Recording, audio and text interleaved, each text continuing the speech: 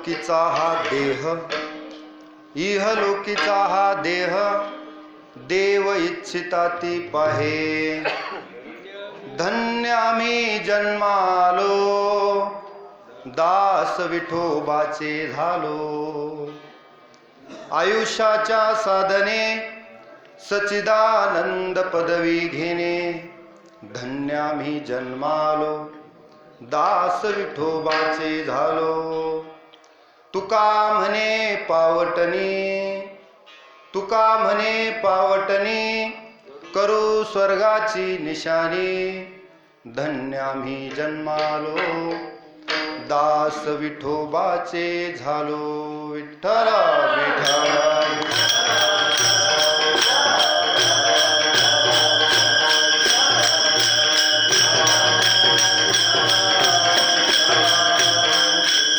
शांताकारं भुजगशयनं पद्मनाभं सुरेशं. विश्वाधारं गगनसदृशं मेघवर्णं शुभांगं. लक्ष्मीकान्तं कमलनयनं योगिभिर्ध्यानगम्यं. वन्दे विष्णुं भवभयहरं सर्वलोकैकनाथं.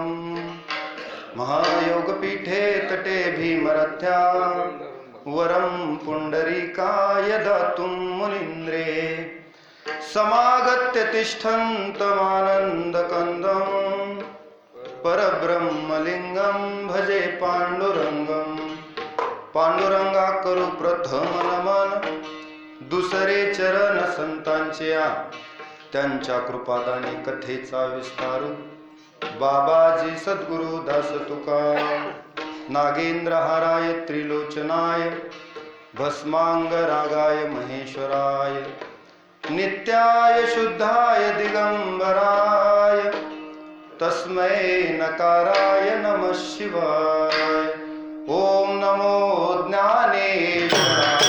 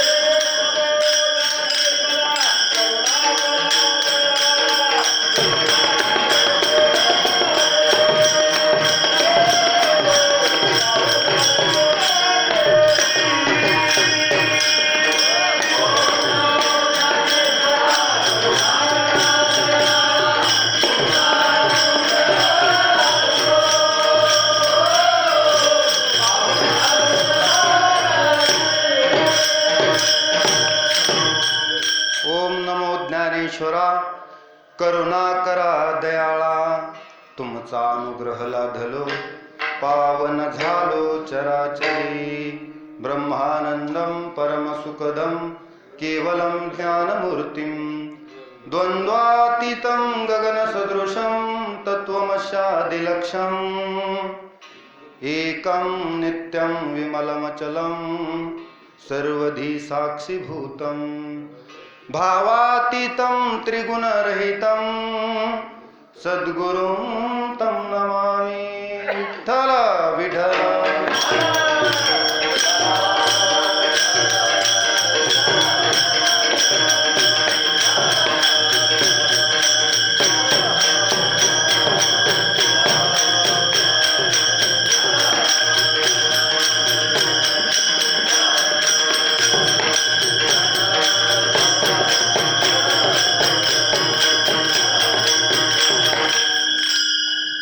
इहलोकीचा हा देह, देव इच्छिता ती पाहे. धन्य आम्ही जन्मालो, दास विठोबाचे झालो. प्रस्तुत प्राप्त प्रसंगी मौजे शेळगाव महाविष्णू, तालुका सोनपेठ, जिल्हा परभणी या ठिकाणी चालत असलेला हा अखंड हरिनाम सप्ताह वर्ष 43 वर्षापासून ही ज्ञानगंगा शेळगाव मध्ये चालू आहे. आज दुपारी दत्त जयंतीला अभंग घेतला होता, त्याचं शेवटचं चरण होतं, ज्ञान गोदावरीचे तिरी स्नान केले पंचाळेश्वरी, ज्ञानदेवाच्या अंतरी दत्तात्रय योगिया. तसं तुम्ही ज्ञान गंगेत स्नान करत आहात. कोणत्या गंगेत? ज्ञान गोदावरीचे तिरी. साधारणपणे जर पाहिलं तर ज्या पाण्यानं आपण स्नान करतो ते पाणी फक्त बाह्य चर्म तुमचं शुद्ध करू शकतं, स्वच्छ करू शकतं, म्हणजे चर्म प्रक्षाळिले वरी वरी. पण अंतरंग शुद्ध करायचं असेल तर ज्ञानाशिवाय अंतरंग शुद्ध होत नाही. म्हणून ज्ञान गंगेत बुडी मारावी लागेल. कशासाठी? अंतरंग शुद्ध करण्यासाठी. अशी ज्ञानगंगा, त्या ज्ञानगंगेत आपण न्हावून निघत आहात. शास्त्री महाराजांनी इथं जी परंपरा दिली ती अखंडपणे चालू आहे. म्हणून ज्ञान गोदावरीचे तिरी महत्वाचं आहे. कारण नाही ज्ञानेन सदृश्यम पवित्रमिह विद्यते तत्स्वयं योग संसिद्ध कालेनात्मनि विंदती. भगवान म्हणतात ज्ञानासारखं तरुण जाण्यासाठी, भवसागरातून तरुण जाण्यासाठी खात्रीलायक साधन दुसरं नाही. कशासारखं? ज्ञानासारखं. म्हणून ज्ञान गोदावरीची तिरी ही ज्ञानगंगा चालू आहे. आणि या सप्ताहामधील आज कितवा दिवस? पाचवा दिवस. या 5व्या दिवसाची कीर्तन रूपी सेवा माझ्याकडे आलेली आहे. आमचे साहेब मुख्याध्यापक श्री गोरवे सर, निवृत्ती गोरवे म्हणतो तुम्ही, प्रकाशजी गोरवे म्हणतात, नाव भिन्न पण व्यक्ती एकच. त्यांनी मला फोन केला की मागच्या वर्षी सुद्धा याच तिथीला तुमचं कीर्तन होतं आणि आपण याची या आधारे राहिलो निश्चिंत ठेवून या चित्त पायी सुखे या अभंगावर निरूपण केलं होतं. मग सरांनी फोन केल्यानंतर मी म्हणलं ठीक आहे, 22 तारीख रिकामी आहे.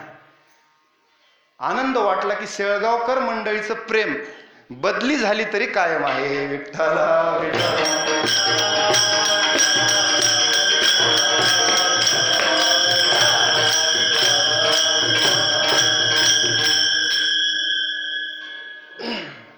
मग आज या 5व्या दिवसाच्या कीर्तन रूपी सेवेसाठी निवडलेला अभंग संत श्रेष्ठ श्री संत तुकोबाराय यांचा 4 चरणाचा हा अभंग आहे. नरदेह प्राप्ती होणं कठीण आहे. नरदेहाची प्राप्ती कठीण. नरदेहाची प्राप्ती झाल्यावर भगवत प्राप्ती त्याहून कठीण. तुकोबाराय म्हणतात आम्हाला आता नरदेह प्राप्त झाला, आता परमात्म प्राप्ती या देहानं करणं आमच्यासाठी अवघड नाही.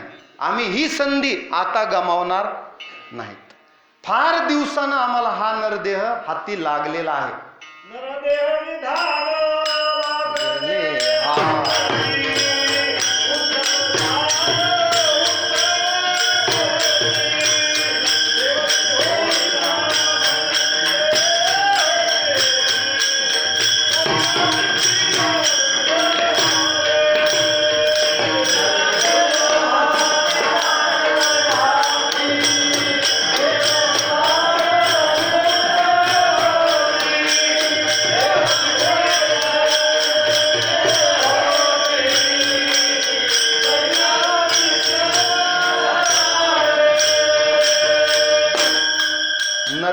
निधान लागले हाती, उत्तम सार उत्तम गती. आणि देवची होईन म्हणती ते होती, तरी का चित्ती न धरावे. का न धरावे चित्ती? जर देव होत असेल या नरदेहानं माणूस, तर का न धरावे? म्हणून धरावे. तुकोबाराय म्हणतात मग हे नरदेह आमच्या हाती लागलेला आहे ना, आता व्यर्थ दौडिणार नाहीत. या देहाचं जे ध्येय आहे ते परमात्म प्राप्ती करून घेणं, ही संधी आता आम्ही घालवणार नाहीत. मग या नरदेहाचंही महात्म्य तुकोबारायांनी सांगितलं. आणि नरदेहात येऊन आम्ही आता येण्याची पंथे चालू जाता, न पडे गुंता कोटे काय. परमात्म प्राप्तीच्या मार्गावर आम्ही आहेत. एक ना एक दिवस ध्येयापर्यंत पोहोचू आणि या नरदेहाचं सार्थक करू, अशा सरळ सरळ अर्थाचा सर्वांच्या पाठांतरातील हा अभंग आहे. विठ्ठला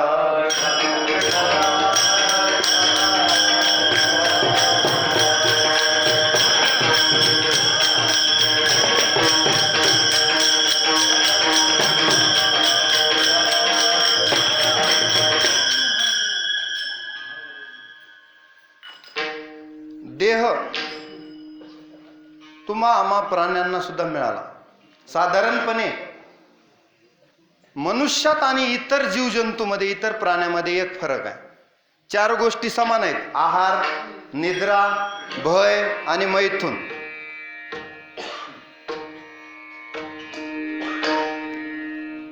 या 4 गोष्टी आपल्यात आणि पशुमध्ये समान आहेत. आपणही आहार, निद्रा, भय, मैथुन करतो, प्राणीही करतात. मग विशेष काय आपल्याकडं? तर धर्म हा आपल्याकडे विशेष आहे. आणि मन आणि बुद्धी देवाना जी माणसाला दिलेली आहे, तितकी विकसित बुद्धी, तितकं विकसित मन इतर प्राण्यांना नाही. आता अशी संधी जर देवानं मनुष्यालाच दिली असेल तर देवालाही मनुष्याकडून काहीतरी अपेक्षित आहे. काय अपेक्षित आहे? की अनंत जन्माचा फेरा या जन्मात तरी या व्यक्तीनं चुकवावा म्हणून एकदा संधी दिलेली असते. आपण जसं 5 वर्षाला इलेक्शन मध्ये म्हणतो, आता यांच्यानं जास्त काम झालं नाही, नवीन एकदा संधी कोणाला तरी देऊ आणि पाहू.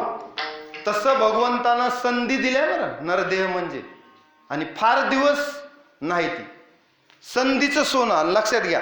संधीला पुढे केस असतात आणि मागे टक्कल असतं. कशाला? संधीला पुढे केस, मागे टक्कल. कळाला का?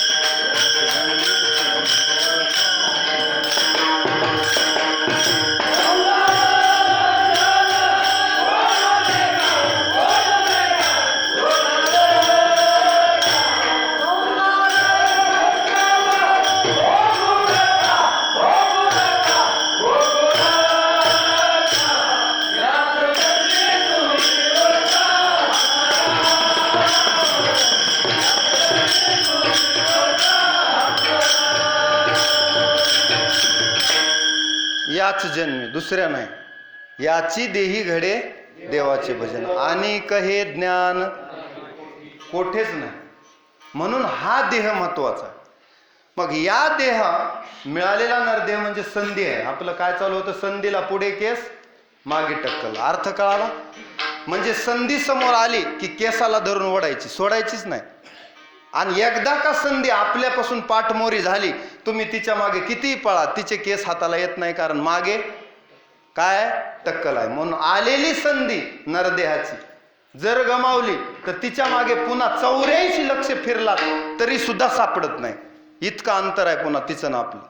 म्हणून समोर आलेली संधी नरदेहाची केस धरून ओढायची. जर एकदा गेली म्हणजे या देहाचं मातेर झालं, पुन्हा मात्र ती 84 लक्ष येऊन सापडत नाही. म्हणजे किती दूर आहे दादा? पुन्हा सापडत नाही. म्हणून ही संधी बरवी, ही वेळ सापडली संधी, साह्य झाली बुद्धी संचिताची. वाह विठ्ठल विठ्ठल.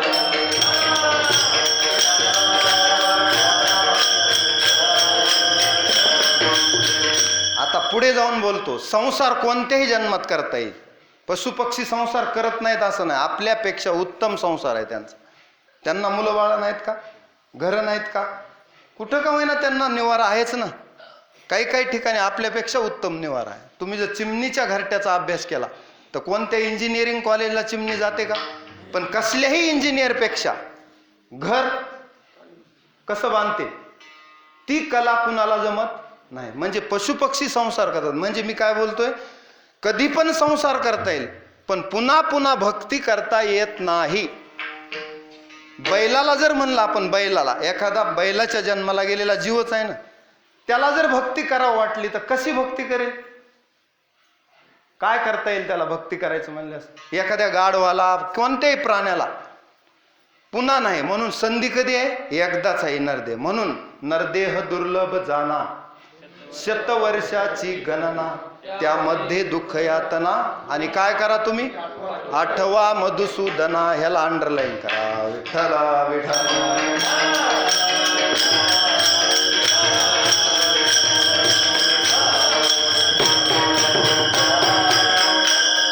तुम्ही म्हणाल आम्हाला तर सहज प्राप्त झालेला आहे देह. हा सहज प्राप्त झालेला नाही. दृष्टांत सांगतो म्हणजे आपल्या लक्षात येईल. एका मुलाला वडिलाची कमाई जोपर्यंत असते ना तोपर्यंत आपण मजेत असतो.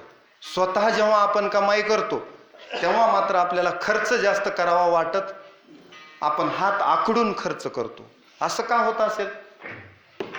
कारण कमाई करायला जे कष्ट लागतात ते स्वतःच्या अंगावर जबाबदारी जेव्हा पडेल तेव्हा लक्षात येतं की संसाराची जबाबदारी पडली की किती अवघड आहे ती पेलणं. संसाराचा धाक निरंतर आम्हासी, मरण भले परी काय अवकळायशी म्हणले तुकोबराय. सांगू नये आणि ऐकू नये अशी अवकळा आमच्या संसारात आहे. पण आपल्याला वाटत नाही हे चांगलं आहे. पण बघितलं आपला पसारा तर आपण झाकून नेतो अर्धा, म्हणून बरं आहे. पण संसारातला पसारा बघितल्यावर कधीतरी वाटतं की अरे रे रे, याच्यात पडून नरदेहाची मी माती केली असं वाटतं कधी कधी माणसाला. पण आता वेळ निघून गेलेली असते. आता जबाबदारी पडली ती समर्थपणे पेलावीच लागते. विठ्ठल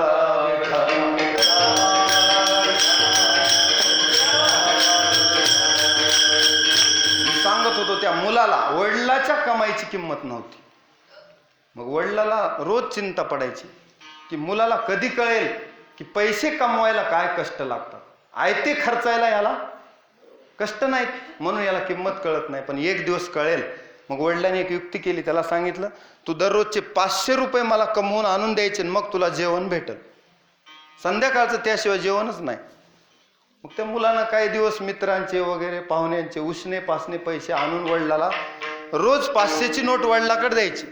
500 रुपये आणले की वडिलांनी ते घ्यायचे आणि त्याचे 2 तुकडे करून फेकून द्यायचे. दुसऱ्या दिवशी 500 आणले, फेकून दिले. दररोज पैसे फाडून वडिलांनी फेकून दिले. कधीपर्यंत? जोपर्यंत मित्रांचे पाहुण्यांचे पैसे होते. एक दिवस त्याला कुणीही पैसे दिले नाहीत. मग आता 500 रुपये आणायचे कसे? त्याला एक दिवस ओझे वाहण्याचं काम करावं लागलं बस स्टँडमध्ये. कुली असतात ना. संध्याकाळपर्यंत 10 वाजले तरी 500 रुपये जोडल्या गेले नाहीत. मग त्याला कळालं की 500 रुपये कमवायला आपल्या बापाला किती कष्ट पडतात. आज मात्र जो 500 रुपये त्याला घाम आलेला असतो आणि घेऊन येतो आणि आता भूक लागलेली असते पोटात, वडिलाला देतो. नोट वडील फाडणार दररोजच्या प्रमाण. तितक्यात वडिलाचा हात धरला. बाबा आजची नोट फाडू नका. का रे? दररोजची नोट फाडली तेव्हा तुला काही वाटलं नाही. आजची नोट फाडू नका. त्याच्या डोळ्यातून गळगळा अश्रू आले. कारण का? ही नोट कमवण्यासाठी आज मी पहाटेपासून संध्याकाळी 10 पर्यंत प्रयत्न करत होतो, तेव्हा मला ही नोट प्राप्त झाली. वडील म्हणले बस माझा हेतू सफल झाला, दृष्टांत संपला. जसं तुला या नोटीची किंमत आज कळाली तसं अनमोल ठेवा हा नरदेहाचा देवानं दिलाय ते किती किमतीचा आहे ह्याची किंमत करता येत नाही. आणि तो ठेवा तू व्यर्थ गमवालास, व्यर्थ गमावत आहेस. मग आजपासून नरदेहाची किंमत करायला शिक. नरदेहाची किंमत करायला शिक. साधारण देह नाही, इतका चमत्कारिक देह देवानं दिलेला आहे. तुम्ही याची किंमत जो जाणकार आहे तोच करू शकतो की देवानं किती अनमोल ठेवा दिलाय आणि याच्यात कुठं वायरिंग कनेक्शन केलेले आहे. एक जरी शिर इकडं तिकडं झाली, कुठलं जरी ब्लॉकेज झालं तरी इतक्या अडचणी आहेत. तुम्ही बघा काय रचना असेल. मेंदूची रचना बघा, हृदयाची रचना बघा, ह्या देहाची पूर्ण रचना तपासा तुम्ही. ज्यानं या देहाची ॲनाटॉमी अभ्यास केला त्याच्या लक्षात येईल की देवानं किती सूक्ष्म अभ्यास केलाय आणि या देहामध्ये भगवंत स्वतः येऊन राहतात. चला बोला त्याच्या पुढे काय? सर्वस्य चाहम हृदि सन्निविष्टो मतस्मृतिर्ज्ञानमपोहनं च वेदेश सर्वैरहमेव वेद्यो वेदांत कृदेद विदेव चाहम. सर्वस्य चाहम हृदि सन्निविष्टो. म्हणजे काय? देव प्रत्येकाच्या हृदयात राहतो. देवानं सांगितलंय ना, पचामेन्यम चतुर्विधम, 4 प्रकारचं अन्न मी राहतो. पोटामध्ये वैश्वानर अग्नीच्या रूपानं प्रत्येक देहात मी राहतो आणि अन्न पचवायला मला किती कष्ट पडतात. ज्ञानेश्वरी ज्ञानोबा वर्णन करतात की अन्न पचवायला देवाला किती कष्ट करावे लागतात. खातो आपण, पण त्याचं पचवून रक्त बनवण्यासाठी त्या देहाला, देवाला एवढे कष्ट पडतात. आणि दररोज भगवंतच हृदयात राहून आपली सेवा करत आहे. म्हणून हा देह दुर्मिळ आहे. विठ्ठला विठ्ठला.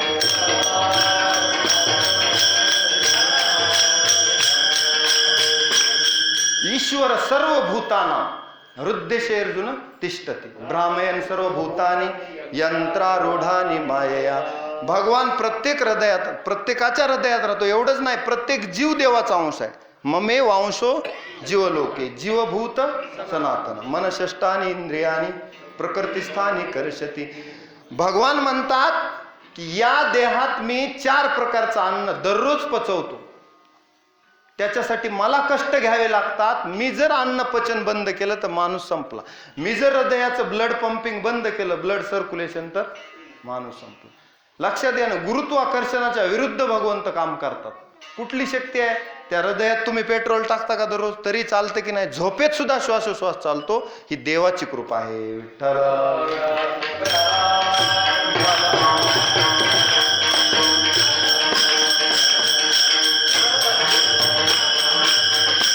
चाले हे शरीर कोणाचे सत्ते आणि कोण बोलवी.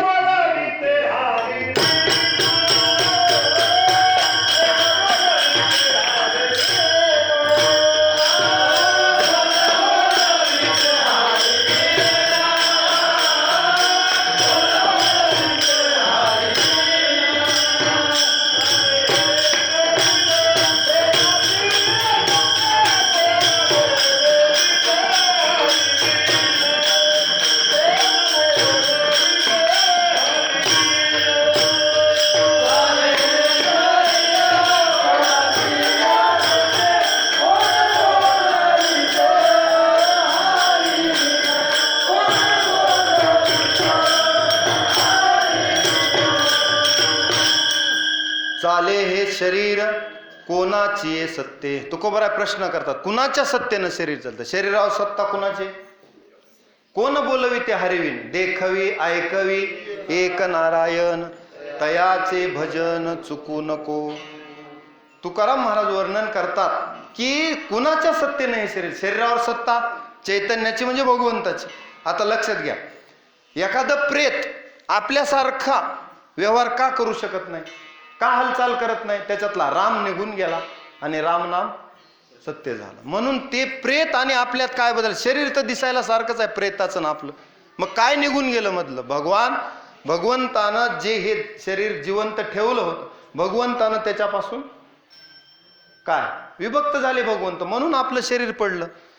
शरीर एक दिवस पडणार आहे. भगवंत या शरीरातून, म्हणजे आत्मा अमर आहे आणि देह नाशिवंत आहे, सर्वांना माहित आहे. मग या नाशिवंत देह जरी असला तरी भगवान म्हणतात देह इतका अमूल्य आहे की तो टाकाऊ नाही. नाशिवंत आहे ही गोष्ट कबूल आहे, कारण ते 5 जणांचा उसना आणलेला आहे. एक दिवस त्यांना दिली तिलांजली कुळनाम रूपासी, शरीर ज्याचे त्यासी समर्पिले. ज्याचं त्याला द्यावं लागणार आहे. भाड्यानं आणलेलं आहे. भाड्याच्या घरात ज्यांनी राहिले त्यांना माहित आहे की एक दिवस मालक सांगणार घर खाली करा, जावं लागणार आहे प्रत्येकाला. म्हणजे हे शरीर किती दिवस आहे? भाड्यानं आणलेलं आहे. माझं म्हणून वापरता तुम्ही, हे ठीक आहे. तुम्ही त्याच्यावर आसक्ती जडली, तुमची देह अभिमान ठेवला तुम्ही, पण वास्तविक देह तादात्म्य तुम्हाला काढावंच लागणार आहे. नाही काढलं तरी यम गच्चीला धरून एक दिवस काढायलाच लावणार आहे. मग त्या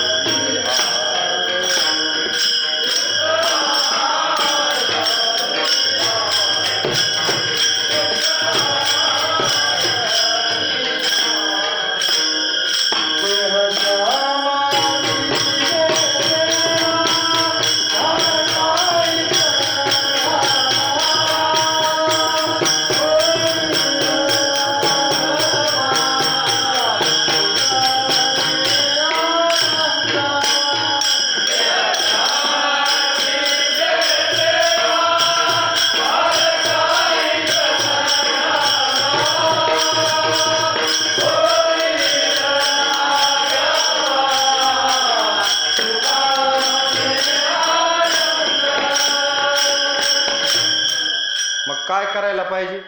देह समर्पिजे देवा, भार काहीच न घ्यावा, होईल आघवा तुका म्हणे आनंद, युक्त आहार विहार, नेम इंद्रियासी सार, नसावी बासर, निद्रा बहुभाषण.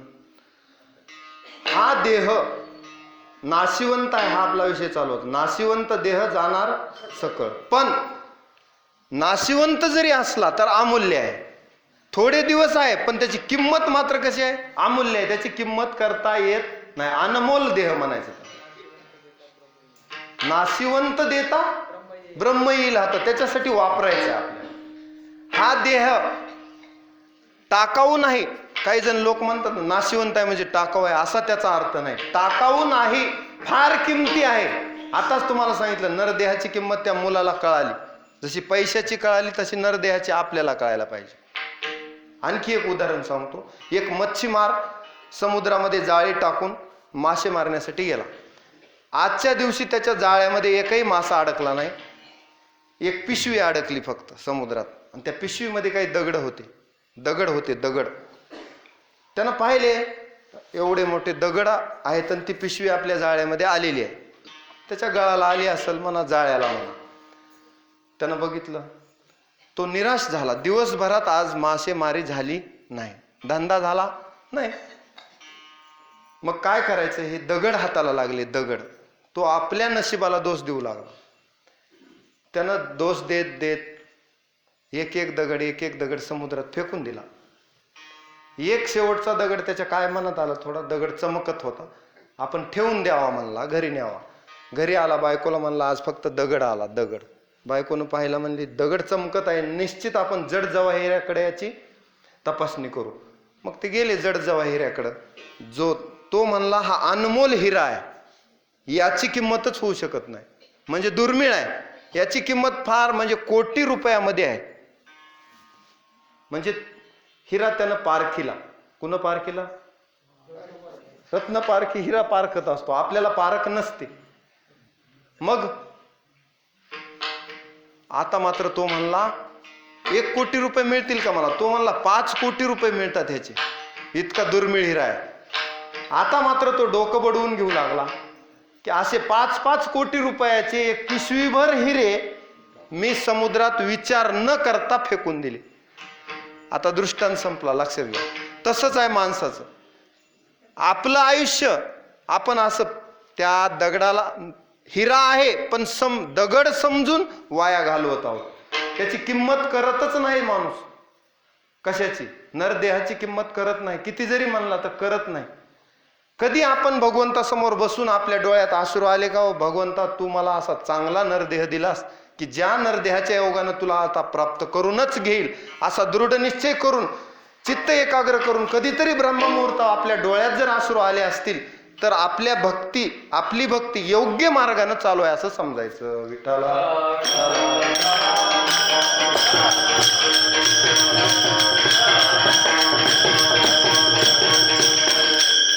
भगवंताची आपण कृतज्ञता व्यक्त करत नाही, केली पाहिजे. भगवंताची कृतज्ञता व्यक्त केली पाहिजे. भगवंताला गरज नाही, तो करतोय, पण आपलं काम आहे थँक्यू म्हणण्याचं. साधारण आपल्या व्यवहारात सुद्धा आपण कुणी काही दिलं, उपकार झाले तर थँक्यू तरी म्हणतो. भगवंताला तर आपण कधी आठवण तुझं म्या आठविले नाही कधी, वाचे कृपानिधी तुकोबरा म्हणते, काय जन्म येऊन या केली म्या जोडी, हातची घडोघडी चित्ता येतो आठव. सकाळी मी जर काकडा म्हणायला बसलो तर मला आठवण येते की येथे अवघे वाया गेले, दिसती सायास तुका म्हणे नास, दिसे झाल्या वेचा. माग जर बघितलं तर आयुष्य फुकट गेल्यासारखं वाटते. म्हणले तुकोबराय, काय जन्म येऊन या केली म्या जोडी. काहीच केलं नाही देवा, तू माझ्या एवढं प्रेम केलंस ते सुद्धा जाणलं नाही. तुझी भक्ती तर लांब, तुझं प्रेम सुद्धा मी जाणू शकलो नाही. विठ्ठला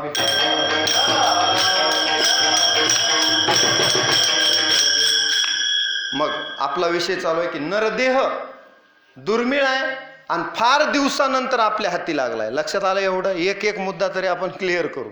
आता दुसरा मुद्दा असा आहे की ज्याच्याकडं अनंत जन्माचं सुकृत आहे त्यालाच नरदेह प्राप्त होतो. कुणालाही प्राप्त होत नाही. म्हणजे तुम्ही आम्ही पुण्यवान लोक आहेत. इथं आलेले सगळेच लोक पुण्यवान आहेत. का?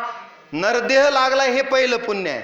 आणि त्याच्यात मंदिरात आहे ते भगवंताच्या भक्तीमध्ये लीन आहेत तुम्ही, हे दुसरं पुण्य आहे. पहिलं पुण्य काय? नरदेह एवढ्यांना मिळाला. हे कधीही मिळत नाही. नाथ महाराज म्हणतात ना, ज्याच्याकडे सुकृत आहे त्यालाच नरदेह मिळतो. बहुता सुकृती नरदेह लाभला, बहुता सुकृती नरदेह लाभला, भक्तीनं गेला अधोगती.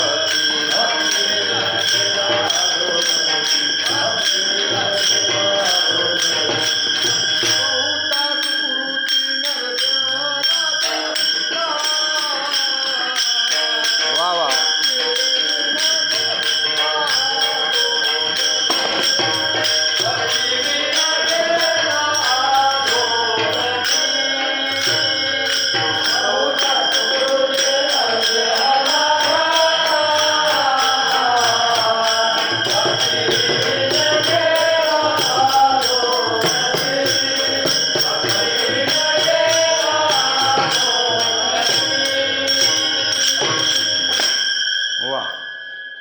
बहुता सुकृती नरदेह लाधला. आणि काय झालं मग? लाधला, मिळाला. अनेक जन्माचं सुकृत पदरी होतं म्हणून मिळाला, पुण्य होतं म्हणून मिळाला. पण आपण काय केलं? नाथ महाराज म्हणतात, भक्ती विन गेला. कशाला किंमत दिली संतांनी? ज्ञान कर्म भक्तीमध्ये सगळ्यात जास्त किंमत कशाला दिली? भक्ती मार्गाला किंमत दिली. का? कारण ज्ञानही आहे, कर्म आहे, पण भक्तीला सोडून असेल ते संतांना मान्य नाही. म्हणून कोणतंही कर्म, आपलं विहित कर्म जरी करायचं असेल तर ते भक्तीला धरून, भगवंताला धरून जे कर्म केले ते भगवंताला मान्य असतात. आपण अर्पण करतो भगवंताला. कोणते कर्म? पुढे भक्तीने धरिले हाती आणि मागे ज्ञान वैराग्य येते. म्हणजे भक्ती पुढे आहे आणि तिच्या मागे कोण येतं? आपल्या विहित कर्मात सुद्धा. लक्षात घ्या, भगवान म्हणतात ना गीतेत, स्वे स्वे कर्मण्य भिरता संसिद्धिम लभते नरा. कधी पण यत प्रवृत्तिर्भूतानां येन सर्वमिदं ततं स्वकर्मणा तम अभ्यर्च्य सिद्धिं विंदती मानवा. स्वतःच्या कर्मानं देवाची पूजा होऊ शकते, पण त्या कर्मात भक्ती पाहिजे. काय पाहिजे? भक्ती असल्याशिवाय त्या कर्माला भगवंत स्वीकारत नाही. विठ्ठल विठ्ठल.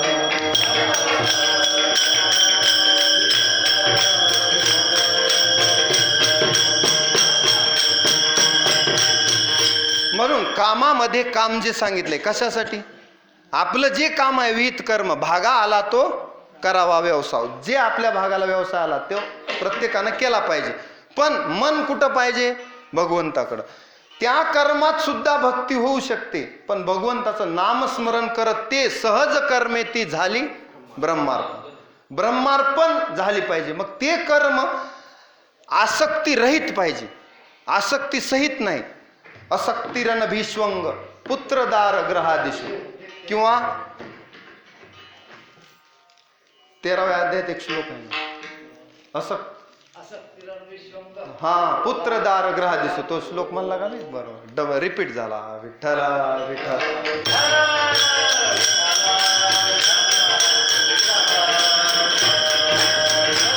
म्हणजे आसक्तीरहित कर्म केले पाहिजे. त्याच्यात कर्मामध्ये आपण लिप्त नाहीत, कारण कर्ता करविता परमेश्वर आहे, हे लक्षात घ्यायचं. करून घेणारा तो आहे. मग माझामध्ये ज्या कर्माचे फळ जरी आपल्याला आलं तर ते कर्म फळ सुद्धा देवाला अर्पण करायचं. गीतेचं जे काही तात्पर्य असेल तर कर्मण्येवाधिकार असते मा फलेषु कदाचन माते कर्मफल हेतुर्व माते संगोस्तो कर्मणी. म्हणजे काय?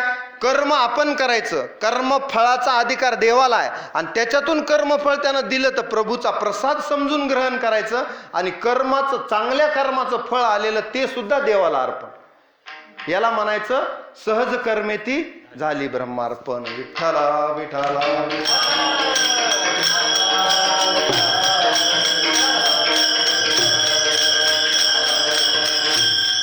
आता हे झालं नरदेहाचं. आता नरदेह इतका किमती आहे. आता ह्याचा आणखी विचार करत बसल्यास आपला अभंग होणार नाही. आता तुमच्या पहिलं पुण्य लक्षात आलं की नरदेह मिळाला हेच मोठं पुण्य आहे. म्हणून कुणीही आपल्याला असं म्हणायचं नाही की देवानं मला काय दिलं. हे रडगारानं बंद करायचं आता की देवानं मला काहीच दिलं नाही. एक भिकाऱ्याची कथा आहे ना, तो म्हणतो मला देवानं काहीच दिलं नाही, राजाला केवढं मोठं वैभव दिलं. मग तो राजाकडे जातो, राजा देवापुढे हात जोडून म्हणत असतो एवढं वैभव आहे पण संतती नाही. म्हणजे वरकड कोटे काही एक आहे, काय आहे तर काही नाही. मग राजा बी रडालेलाच आहे ना, एवढं देऊन सुद्धा. रावणाला विचारलं समाधान आहेत का तुम्ही, शुद्ध कांचनाची, नाही म्हणले समाधान नाहीत. मग समाधान कोण आहे, धनात समाधान, पुत्र मुलं बाळ आहेत त्याच्यात समाधान नाही. हे पुत्रदार ग्रह हे तर पास आहेत, हे आपल्याला टाकलेले पास आहेत. पास हे आपल्या लक्षात येत नाही. हे पास तोडून आपल्याला भगवंताकडे जायचं. सोपं आहे का. प्रत्येकाच्या पायात ह्या बेड्या टाकलेल्या आहेत, या बेड्या तोडायच्यात, पार करायच्यात. मग याच जन्मात त्या पार होऊ शकतात, पुन्हा तर होतच नाहीत. पुन्हा होतात का, पुन्हा होतच नाहीत. या दिले इंद्रिय हात पाय कान याच जन्मात आहे. जेने तू जोडशी याच जन्मात आपण नारायण जोडू. आपण म्हणतोच ना, जेने हा जीव दिला दान, म्हणतो इथं कीर्तना बोलतो, पण आपण एवढ्या पद्धतीनं जागृत नाहीत. म्हणून संत ही जागृती आपल्याला करतात. विठ्ठला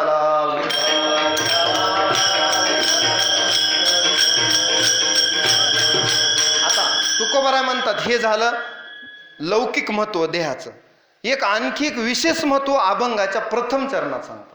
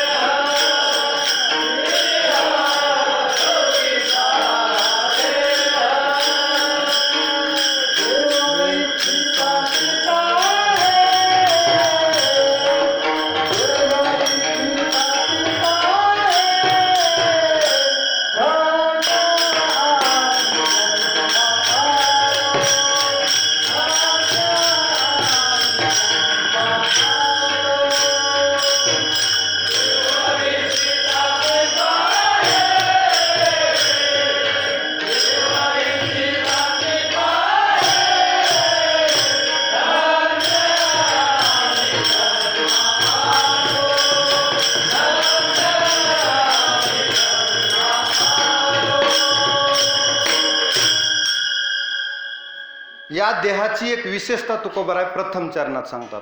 इहलोकीचा हा देह देव इच्छिता ती पाहे. काय म्हणतात तुकोबाराय, देवाला सुद्धा इच्छा आहे म्हणतात या देहाची. माणसाला कंटाळा आला या देहाचा आणि देवाला इच्छा आहे. हे थोडंसं विरुद्ध वाटतं का नाही. तुम्ही बघा ना, माणसं आत्महत्या करतात म्हणजे त्याला या देहाचा काय आला. आणि देव म्हणतात आम्हाला देह मिळावा, आणि ह्या मूर्खाला मिळाला तर हा चालला वैकुंठाला. आणि वैकुंठाचे जन इच्छिता ती देवा.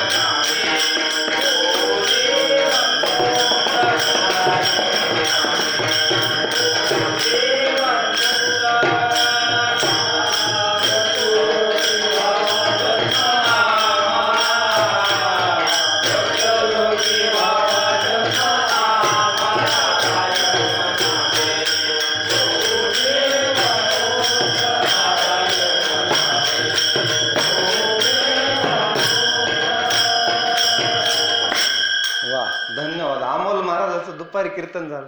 आता मात्र सुंदर तुम्ही म्हणलात. प्रयत्न केल्यास असाध्य ते साध्य करिता कारण अभ्यास तुका म्हणे. असं तुम्हाला सांगायला मला आणखी माझ्या पुढे गेले का नाही. विठाला विठाला.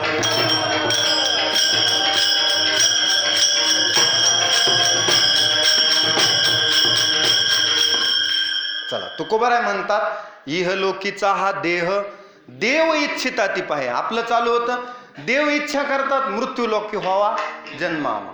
आणि मृत्यूलोकातले लोक म्हणतात मला वैकुंठ मिळावं, स्वर्गाची प्राप्ती व्हावी, आपल्या इच्छा मोक्ष मिळावा. आणि ह्याच्या विरुद्ध देव इच्छा करतात. नामदेवराय सुद्धा एका ठिकाणी म्हणतात ना की वैकुंठ कोपट जुनाट झोपडी आणि नको आडाआडी घालू आम्हा. कारण का वैकुंठा जाऊन काय बा करावे, उगाच बैसावे मौन रूप. त्याच्यापेक्षा वैकुंठाशी आम्हा नको धाडो हरे, वास दे पंढरी सर्व काळ. आम्हाला इथं पंढरीत वास दे असं आपण म्हणतो. आणि पंढरीतले लोक फाशी घेऊ घेऊ असं का होत असेल हो? त्याचं कारणच आहे की नरदेह दुर्मिळ आहे आणि त्याची किंमत माणसाला कळत नाही. लक्षात घ्या. तुम्ही म्हणाल विषय तर आज एकदम सोपा घेतला. दरवेळेस मी अभंग नवीन घेतो, पण हे तर अगोदर कळायला पाहिजे.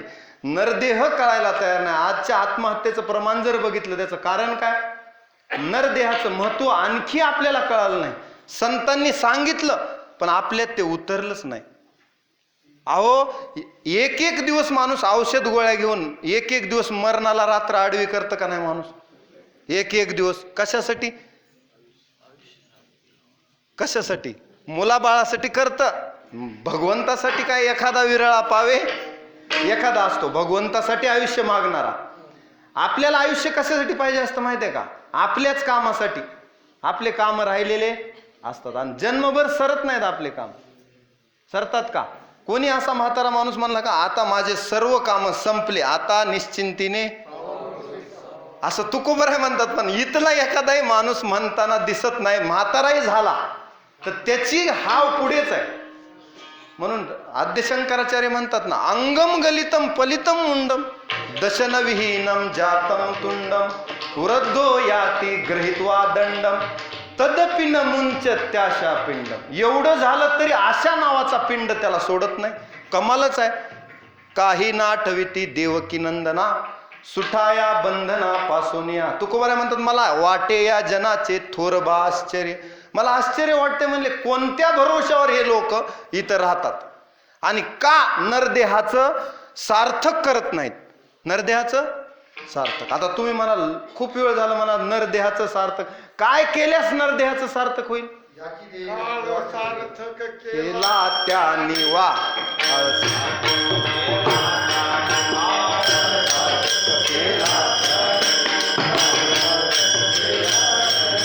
घरीला म्हणी विठ्ठल.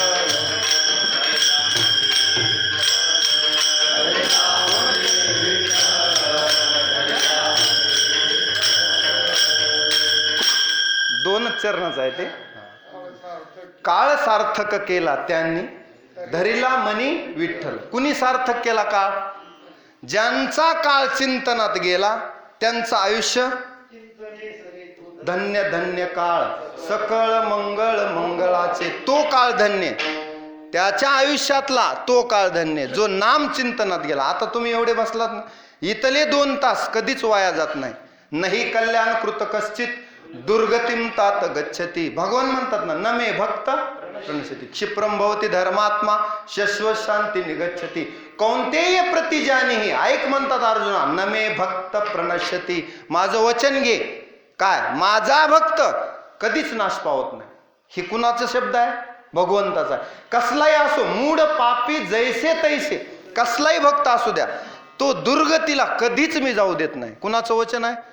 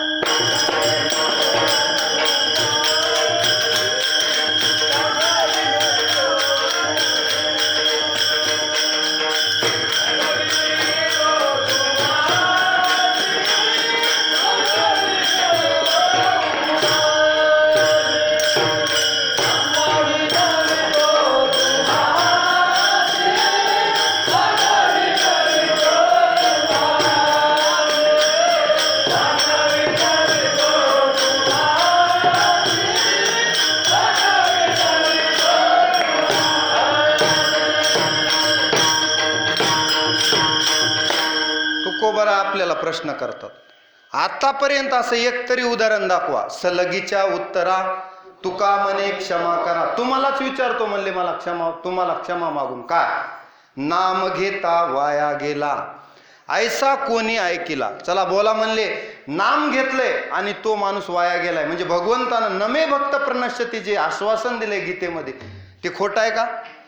असा कोणीही माणूस दाखवा. अहो आजामेळ भिल्ली तारिली कुंटिनी प्रत्यक्ष पुराणी वंदे केली. आता आणखी कसलं गिरायक पाहिजे? ते गिरायक म्हणजे कसले आहेत? यांचं चरित्र श्रवण करण्यासारखे आहेत का? अजिबात नाही. असलं त्यांचं पूर्वचरित्र आहे. पण तसलेही गिरायक निंदेतेही तेने वंदे केले. कुणी? अंगीकार ज्यांचा केला नारायणे निंदेतेही तेने वंदे केले. वंदे केले, वंदे वाल्मिकी कोकिलम असं म्हणावं लागतं. पूर्वचरित्र नाही. ब्रह्मराशी ब्रह्महत्या राशी पातके अपार, पण वाल्मिक किंकर वंदे केला. वंदे केलं ना वाल्मिकाला. एवढंच नाही, प्रातकाळी वाल्मिकाचं नाम घातलं. प्रल्हाद नारद पराशर पुंडरीक व्यास अंबरीश शुक शौनक भीष्म दालब्यान रुक्मांगदार्जुन वशिष्ठ विभीषणादीन पुण्यानी मान परम भागवतान स्मरण. हे सकाळी सकाळी स्मरण करायचं यांचं. मुखी नाम हाती मोक्ष ऐसी साक्ष बहुतांची. नाम मुखी घेतलं ना हाती मोक्ष. एवढा उघडा मोक्ष नाम स्मरणात आहे. म्हणजे या नरदेहामध्ये एवढी किंमत आहे. उघडा मोक्ष आहे नामापाशी. आपला विषय चालू होता की भक्त कधीच नाश पावत नाही. म्हणून या नरदेहामध्ये ही उत्तम संधी आहे आपल्याला. बरवे झाले आलो या जन्माशी.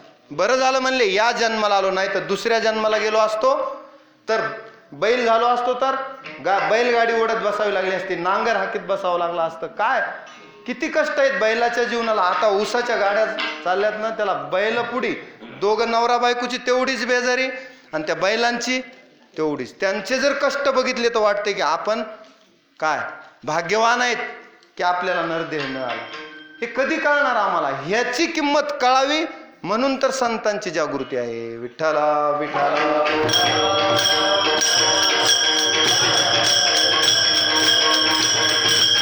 हे न कळाल्यामुळे एवढ्या आत्महत्या. एवढे लोक रोज पेपरला बातम्या आत्महत्या, रोज एक तरी बातम्या. याचं कारण काय? की नरदेहाची किंमत आणखी आपल्याला पाहिजे तशी कळाली नाही. तुम्ही जर बघितलं हा नरदेह एवढा चमत्कारिक आहे. भगवंतानं या नरदेहात काय काय भरले. जसं तुम्ही वांग जर खाल्लं, मसाल्याचं भरलेलं वांग असतं ना मसाल्याचं, त्याच्यात काय काय मसाला असतो. म्हणजे त्याच्यामुळं त्याची टेस्ट लागते. चव कशामुळं असते? त्या मसाल्यामुळं. तसे या नरदेहात जर काय काय मसाला भरलाय तुम्ही बघितलं, हे भरलेलं वांगच आहे एक मसाल्याचं. एवढे पदार्थ भरलेत, एवढा आनंद ह्या देहात भरलेला आहे की तो आनंद आपण उपभोगत सुद्धा नाहीत. कशामुळं? पैशाच्या लालसेनं, धनाच्या लालसेनं, पुत्रदार ग्रहादिसू ह्याच्या आसक्तीनं. आणि माणसाला वेळच नाही कशाकडं? आत बघायला. आहे मी हा कोण? करावा विचार. म्हणे ज्ञानेश्वर निवृत्तीचा. मी कोण आहे? कस्त्वम कोहम कुत आयात कामे जननी कोमेतात. याचा विचार करायलाच माणसाला वेळ नाही. त्याच्यामुळं हे सगळ्या भानगडी. म्हणून ह्याची किंमत ज्याला कळाली तो कधीच आत्महत्यासारख्या भयंकर याला सामोरं जाणार नाही, करावं ते कृत्य करणार नाही किंवा दुष्कृत्य सुद्धा करणार नाही. माणूस एकदा नरदेहाची किंमत कळाली, त्याला आपलं ध्येय कळालं की मला या नरदेहानं माझं ध्येय काय? परमात्मा प्राप्ती. माणूस सरळ मार्गाने चालतो, वाकड्या मार्गाला जातच नाही. का? त्याला कळालेलं असतं की भगवंत माझ्या हृदयात आहे. आणि प्रत्येकाच्या हृदयात देव असल्यामुळं तुमच्या कर्माचा साक्षी भगवंत आहे. महाराज नाही किंवा तुमचा शेजारी नाही किंवा तुमची पत्नी सुद्धा नाही. तुम्ही मनात जरी एखादा विचार केला वाईट चांगला, तो सुद्धा नोंद कोण करतो? चित्रगुप्त बसलेलाच आहे भगवंताचा लेखक. नोंद करतो तुमच्या चांगल्या वाईट कर्माचा हिशोब चित्रगुप्ताकडे असते. तुम्हाला असं वाटतंय? आता इथं लिहिलंय ना, आपण CCTV कॅमेऱ्याच्या निगराणीत. तुम्ही प्रत्येक जण आपण सुद्धा देवाच्या CCTVच्या निगराणीत आहेत बरं. आणि त्याचा हिशोब एकदा प्रत्येकाला द्यायचा आहे. ह्याची आठवण ठेवा म्हणतात तुकोबराय. मरणाची कारे नाही आठवण ह्याचा हिशोब एकदा द्यायचा आहे बरं प्रत्येकाला. मी जन्मात येऊन काय काय चांगलं केलं आणि काय काय वाईट केलं. मग पाप पुण्य समान झाल्यास नरदेह आहे. पुण्य झालं तर स्वर्ग आहे. पण इथं तुकोबारा म्हणतात जे स्वर्गातले देव आहेत ते सुद्धा नरदेहाची इच्छा करतात. असं उलट का? आता हे झालं आत्महत्येचं सोडा. आता झालं प्रमाण झालं. ते स्वर्गीचे अमर इच्छिताती देव आता ते काय इच्छा करतात नाही लक्षात. माझ्या सुद्धा श्लोक डबल झाला तर त्यांचं काय? प्रत्येकाचं होतं विठ्ठला विठ्ठला.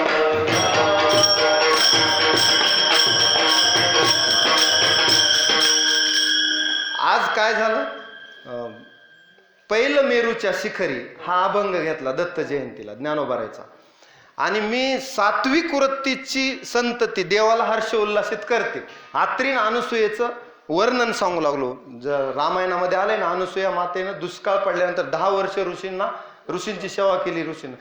आणि आत्री ऋषींनी जर पर्जन्य सूक्त गायलं तर पाऊस पडायचा. म्हणजे आत्री ऋषीचा अधिकार सांगू लागलो. आई वडील किती मातृवान पितृवान आचार्यवान पुरुषो वेद. मग दत्तात्रेय कसे असतील असं मला सांगायचं होतं. मग ते सात्विक आहाराचं निघाल तर मला राजस आहारही आठवला, तामस आहारही आठवला, पण सात्विक आहाराच्या श्लोकाची सुरुवातच आठवणार. आयु सत्वबल आरोग्य सुख प्रीती विवर्धना रस्या स्निग्धा स्थिरा हृदया आहारा सात्विक प्रिया.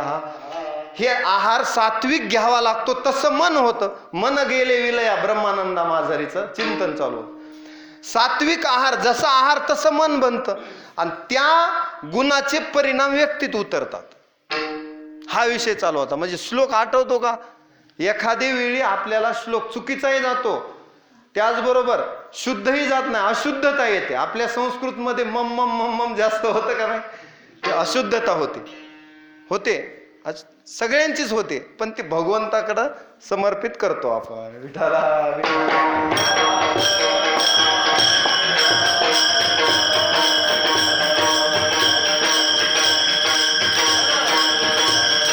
आता विशेष लक्षात घ्या. तुकोबरा म्हणतात इहलोकीचा हा देह देव इच्छिता ती पाहे. आता देव काय इच्छा करतात ह्याचं चिंतन करू. देव काय इच्छा करतात ह्या देहाची? असं काय आहे माणसाच्या देहात की देवाने इच्छा करावी? आपण इच्छा करतो स्वर्गाची. आता एक एक बघा खंडन मंडन. स्वर्ग का नको म्हणतात, संत का नको म्हणतात, देव म्हणतात आम्हाला मृत्यू लोकात यायचं. मृत्यू लोकातले माणसं म्हणतात आम्ही स्वर्गवासी लवकर व्हावं, म्हणजे मरून नाही मेल्यानंतर आम्हाला स्वर्ग मिळावा. ही तर इच्छा एकदम चुकीची आहे. मोक्ष मेल्यापाठी आमाशी होईल आयशे तुम्ही मला पडलं विठ्ठला.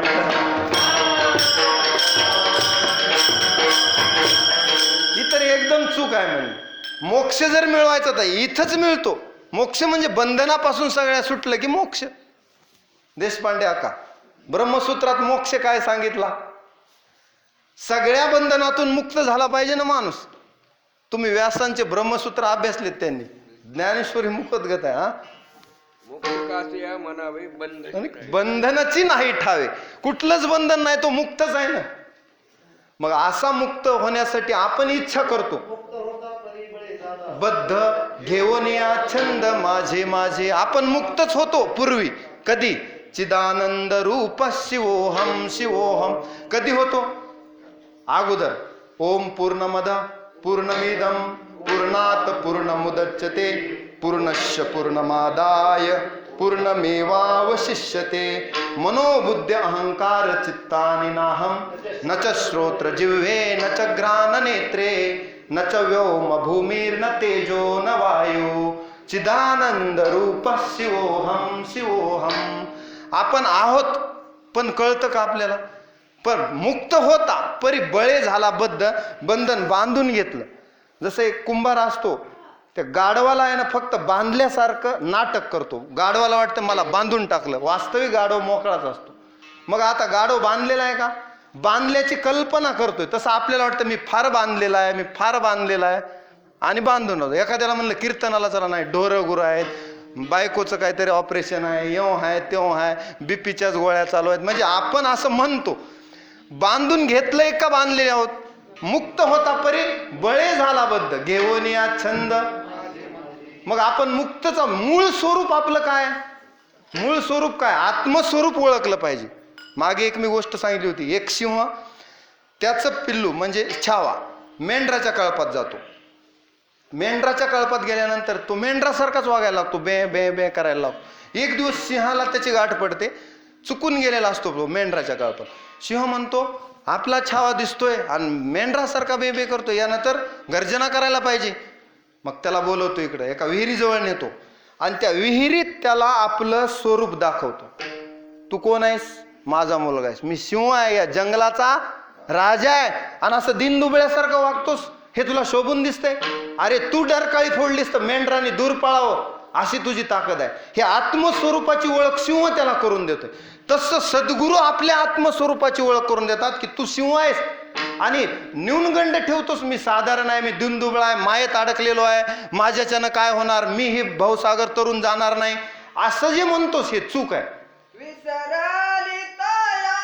थोर झाले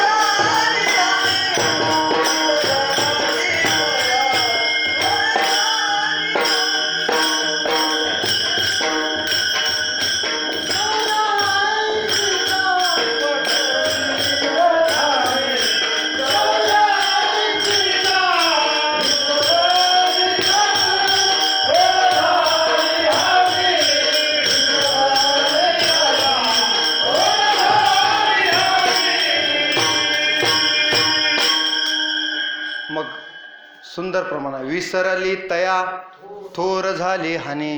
त्या सिंहाला तो छावा जो आहे पिल्लू त्याचं, तर सिंह त्या छाव्याला म्हणतोय विसरली तया, तू विसरल्यासमुळं तू त्या बकऱ्याच्या कळपात मिसळलास, मग आता तू माझ्यासारखी गर्जना कर. तो गर्जना करतो. मग त्याला लक्षात येतं की अहम ब्रह्मास्मी हे त्याचं आत्मस्वरूप आहे. कोणतं आत्मस्वरूप? अहम ब्रह्मास्मी आत्मस्वरूप आहे. हे आत्मस्वरूप त्या छाव्याला तो जागरूक होतो. मग तो म्हणतो मी तर अहम ब्रह्मास्मी असताना, मी वासुदेव तत्वता असताना असं राहत होतो, आता मात्र हे टाकून देणार. म्हणून सद्गुरू काय करतात? निज वस्तू दाविली माझी मज,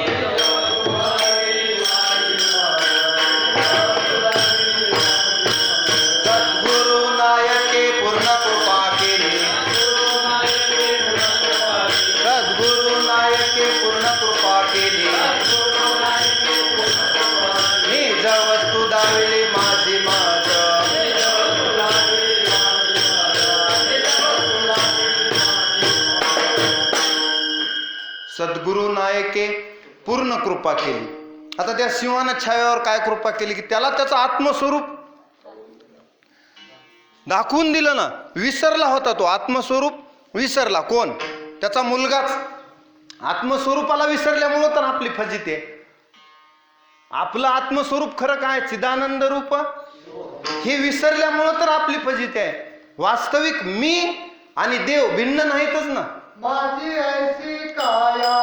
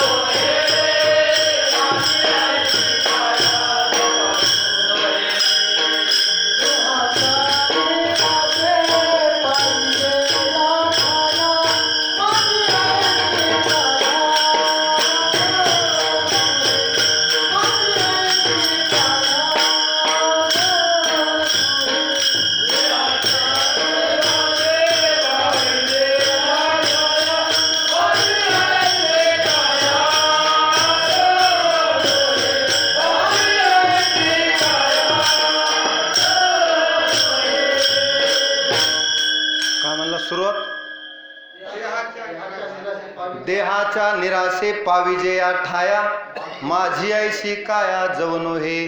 मग जेव्हा आत्मस्वरूपाची ओळख होईल, सद्गुरू सांगताल की निज वस्तू दाविली माझी मज, माझे सुख मज दाविले डोळा, माझे रूप मज दाविले डोळा. पुढे दिदली प्रेम कळा ज्ञानमुद्रा, विठ्ठल विठ्ठल.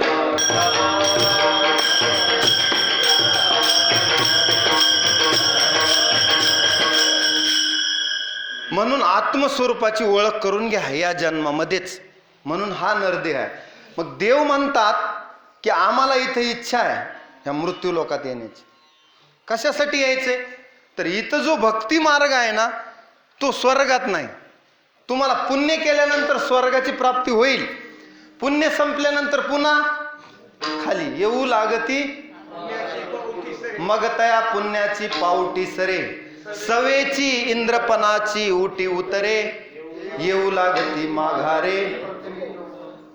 ते त्वं भुक्त्वा स्वर्गलोकं विशालं, क्षिणे पुणे मर्त्यलोकं विशन्ति.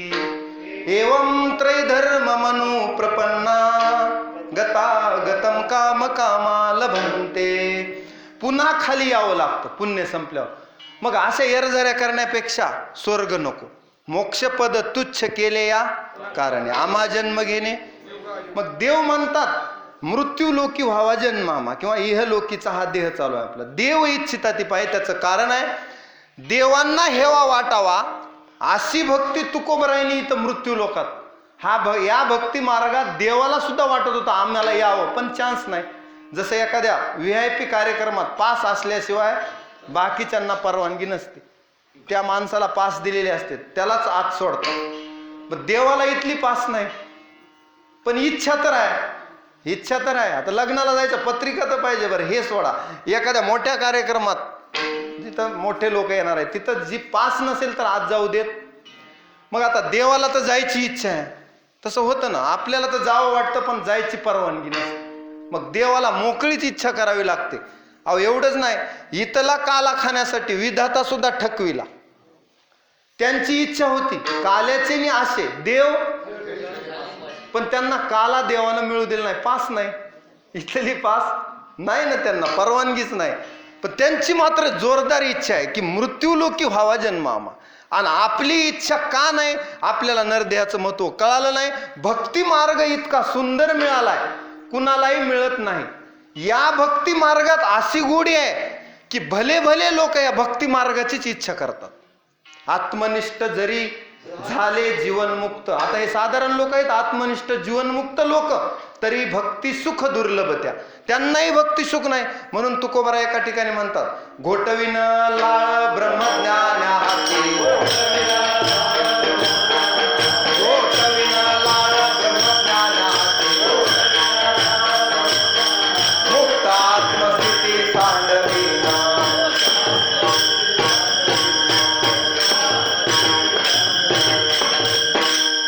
घोटविन लाळ ब्रह्मज्ञान हाती आणि मुक्त आत्मस्थिती सांडविना. असं कीर्तन आम्ही इथं करू, असा भक्ती रस आमच्या या भक्ती मार्गात आहे की देवांना इच्छा व्हावी. मग हा रस आम्हाला मिळतो, सेवितो हा रस वाटितो अनेका, घ्या रे होऊ नका रान भरे. मग या नरदेहात आल्यावर हा भक्ती रसाचं प्राशन करा. एकदा अमृत पिल्यानंतर इतर पदार्थाला माणूस तोंड लावत पुन्हा कोण चहा पीत बसले. कलियुगातला अमृत म्हणजे, पण एकदा अमृत पिलेला माणूस पुन्हा चहाकडे कशाला जाईल. म्हणून उत्तम भोग. त्याच्यामुळं भक्ती मार्गामध्ये आलेला माणसाला दुसरं काहीच करायची गरज नाही, त्याला सगळं इथंच प्राप्त होते. ब्रह्मज्ञान, जीवनमुक्त अवस्था, मोक्ष, स्वर्ग यांच्या पायाशी आहेत. रिद्धी सिद्धी त्याही दुंडी ती हरिभक्ता. आणि काय पाहिजे मग? एवढंच नाही, रिद्धी सिद्धीच्या मागे लागणारे लोक सुद्धा पुन्हा म्हणतात नको आम्हाला, हे तो आम्हा फोल भक्ती पुढे. रिद्धी सिद्धी तुझे मुख्य भांडवल, पण हे तो आम्हा फोल भक्ती पुढे. भक्ती पुढे आम्हाला ह्याची किंमत नाही. म्हणजे एवढ्या भक्ती मार्गाचा पुरस्कार तुकोबरायांनी केला. बरं तुम्ही म्हणाल तुकोबरायला प्राप्त झाला का देव? मग एवढा भक्ती मार्गाचा त्यांनी पुरस्कार केला, देवाला हेवा वाटावा असं त्यांचं जीवन झालं का? झालं का नाही? प्रयाण काळी देवे विमान पाठविले. मग आणि काय पाहिजे? इथं आपल्याला लवकर बैलगाडी येईन ना न्यायला. प्रयाण काळी देवे विमान पाठविले, कलीच्या काळा माझी अद्भुत वर्तविले, आणि मानव देह घेऊन निज धामा गेले. मग तुकोबरायची जी प्रतिज्ञा होती की घोटविन लाळ ब्रह्मज्ञान हाती, केली का नाही? पूर्णच केली. या सृष्टीच्या विरोधात जाऊन प्रत्येक माणसाला मृत्यू लोकात देह घेऊन कुठंच जाता येत नाही. देह सोडून आत्म्यालाच प्रवास करावा लागेल. या देहानं सदैव वैकुंठाला जाता येतं का? जाता येत नाही. एकदा प्रयत्न त्रिशंकून केला होता. फक्त कुणा? त्रिशंकून केला होता ना एकदा. तो म्हणला मला सदेह स्वर्गात जायचं. वशिष्ठाकडे आला. वशिष्ठ म्हणले मी तुझ्या यज्ञाचा ऋत्विज होणार नाही. मग त्याला राग आला. वशिष्ठानं शाप दिला चांडाळ होशी. मग म्हणला ह्यांचं भांडण कोणासोबत आहे? विश्वामित्र. विश्वामित्राकडे गेला. मला यज्ञ करायचा आणि त्याचे ऋत्विज तुम्ही व्हा, सदेह स्वर्गात जाण्यासाठी यज्ञ करायचा. मग विश्वामित्र म्हणले हो मी तयार आहे. मग यज्ञ आरंभ केला. यज्ञाचे मंत्र म्हणले. ऋत्विज कोण होते? विश्वामित्र. आता दोघेही ऋषी त्याच तोला मोलाचे आहेत. सदेह देह घेऊन जाणं किती अवघड आहे. सदैव वैकुंठाला जाणं इच्छा कुणा केली आहे? त्रिशंकून. आता विश्वामित्रही कमी नाहीत, वशिष्ठही कमी नाहीत. वशिष्ठाची छाटी सूर्य इतका प्रकाश देत होते. अहो एकाची छाटी तपिन्नली, आणि एके सृष्टीवरी सृष्टी केली. विश्वामित्रानं प्रतिसृष्टी केली. म्हणजे साधारण ऋषी आहेत काय? यांचा अधिकार. वशिष्ठ म्हणजे त्रिकाल ज्ञानी आहेत. त्यांना भूत भविष्य वर्तमानाचं पूर्ण ज्ञान आहे. रामायणामध्ये वशिष्ठांना विचारल्याशिवाय रामाने एकही काम केलं नाही. सीता मातेला वनवास झाला होता का? राम वनवासाला निघाले. सीता माता म्हणू लागल्या प्रभू रामचंद्राला मलाही येऊ द्या. ते म्हणले निर्णय सुप्रीम कोर्टात. मला जरी येऊ द्यावं वाटत असेल, पण वशिष्ठांना त्रिकाल ज्ञानी आहेत. ते घेऊन जाणं योग्य का अयोग्य याचा निर्णय वशिष्ठ करतील. माझ्या हातात नाही, जगाचा मालक म्हणतोय. म्हणजे सत्ता काय पावर असेल कुणाची? वशिष्ठांची. अहो त्यांनी बोललेला शब्द प्रभूला सुद्धा खाली टाकता येत नाही.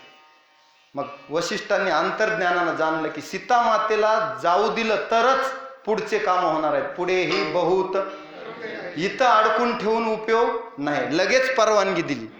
विषय काय चालू आहे? देवावर सुद्धा ह्या ऋषींची सत्ता आहे बरं. देवावर सुद्धा.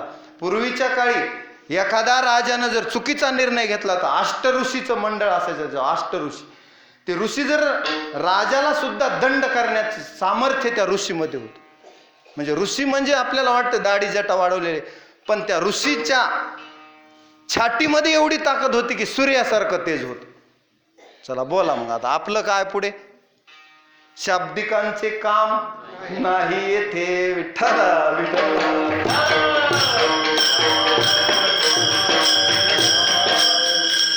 मग त्रिशंकूची अशी अवस्था झाली की विश्वामित्रानं सांगितलं काय? वर इंद्र घाबरला ना. आता इंद्र घाबरल्यावर इंद्रानं काय केलं? त्रिशंकू स्वर्गात येत असताना त्याला खाली पाठवून दिलं. त्याला येऊ दिलं नाही. मग काय करावं? वशिष्ठांनी सांगितलं तिष्ठ तिष्ठ म्हणले तिथंच थांब. हे जर ह्या सृष्टीमध्ये तुला स्वर्गात सदै येऊ देत नसतील तर मी दुसरी सृष्टी निर्माण करतो आणि तिथला अधिपती तुला करतो. मी काय कमी आहे का म्हणले. आणि लगेच प्रतिसृष्टी निर्माण केली आणि त्रिशंकूला पाठवू लागले वर. पण अशी अवस्था झाली की त्रिशंकू वरही नाही खालीही नाही, मध्येच लटकला. मध्येच लटकला म्हणून तर आता शब्द काय पडलाय? त्रिशंकू स्थिती झाली म्हणतो ना आपण राजकारणात. म्हणजे काय? इकडेही नाही तिकडेही नाही अशी अवस्था त्यांची झाली. आता आपला विषय काय चालू आहे? सदेह वैकुंठाला जाण्याचा प्रयत्न केला त्रिशंकून. इथं तुकोबरायांना भक्ती मार्गात फक्त राम कृष्ण हरी या मंत्राद्वारेच यावीन असता अनेक साधन. कोणी म्हणेल दुसरं साधन मी केलं, अजिबात नाही. वाहतसे आन विठोबाची या साधनानं भक्ती मार्गानं विहित शास्त्र नियमानं चाललो आणि भक्ती मार्गानं चाललो, हेच साधन केलं. आणि याच साधनाद्वारे सदैव वैकुंठाला सुद्धा गेलो. म्हणे रामेश्वर भट्ट द्विजा तुका विष्णू तुझा. आणि म्हणे रामेश्वर भट्ट सकाळा पुसोनी गेला तो विमानी बैसोनिया. तुकोबराय सदैव वैकुंठाला गेले. देवानं विमान पाठवावं ही भक्ती मार्गाची ताकद आहे. म्हणून इहलोकीचा हा म्हणून देव सुद्धा याची इच्छा करतात. जिथं तुकोबराय सदैव वैकुंठाला गेले म्हणजे त्यांनी हा भक्ती मार्गाची परिपूर्णता केली. पुन्हा कुणी शंका घेऊ नये कशावर, या भक्ती मार्गावर. म्हणून हा भक्ती मार्ग भक्ती पंथ बहु सोपा, पुण्य येणे जाणे खेपा, येण्याची एक एक खुंटती विठ्ठला विठ्ठला.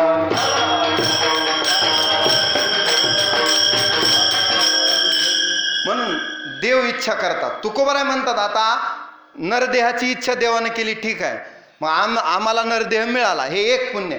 आता दुसरं पुण्य, आम्ही जन्माला येऊन विठोबाचे दास झालो, अभंगाचं.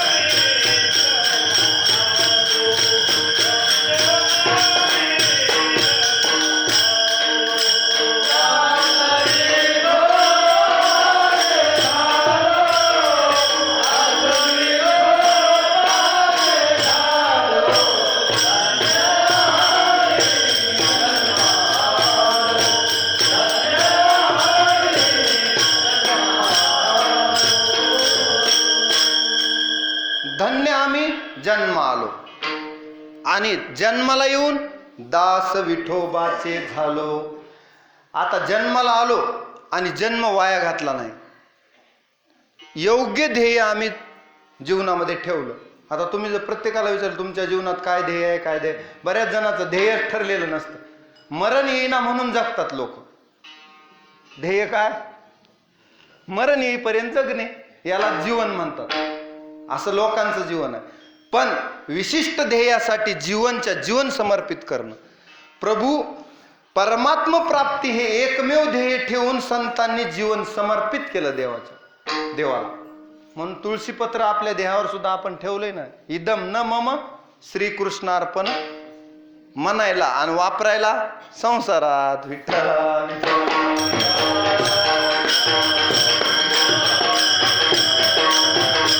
मग धन्य आम्ही जन्म आलो. इथं जन्माला धन्यता देतात. आम्ही विठोबाचे दास झालो म्हणजे साधारण गोष्ट आहे.